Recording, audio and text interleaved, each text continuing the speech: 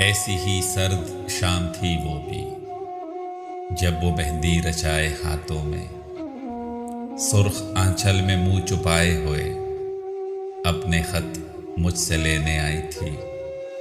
उसकी सहमी हुई निगाहों में कितनी खामोश इल्तिजाएं थी, उसके चेहरे की जर्द रंगत में कितनी मजबूरियों के साए थे।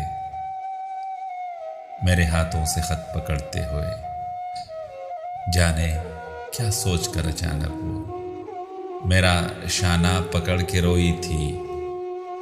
उसके याकूत रंग होंठों के कपकपाते हुए किनारों पर सब्त बीते हुए जमाने थे, सैकड़ों अनकहे फसाने थे।